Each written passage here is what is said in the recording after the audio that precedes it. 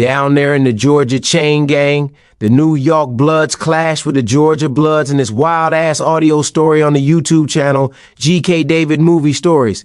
Here is about a minute or two of that story. The New York Bloods versus the Georgia Bloods.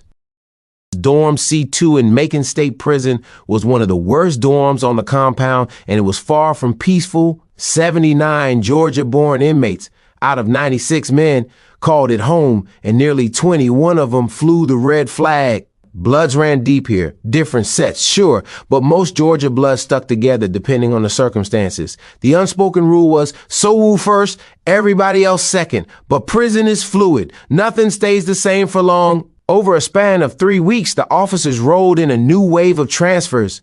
9 new inmates.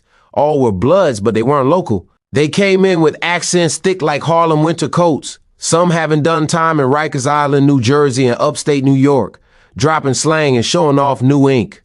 All 9 of them were East Coast Bloods. They were flashy, talked loud, walked harder, and most of all, they had money. Their locker boxes stayed stacked. 2 of them had 6 locker boxes between themselves. J-Pay was on tap. 4 of them wore designer sneakers and free world clothes. And they didn't break bread with none of the country boys in the dorm that represented what they repped. That was the problem. The Georgia Bloods watched, waited, murmured about them New York niggas and plotted. Some of the older Georgia gangsters tried to keep it cool. They seen these types before. Young niggas with chips on their shoulders and something to prove. But this group, they were cocky. One even told a female CO that these Georgia gangsters were softer than terry cloth bathrobes, eliciting a snicker from the baddie who was enamored with northern accents. Word got around quick. In prison, pride was more dangerous than a shank. Trayvon Snap Johnson, the acknowledged head of the Georgia Bloods on the compound, took it personal. He'd put in real work, inside and out, and wasn't about to let some Yankee-ass loudmouth throw off the whole dorm's balance.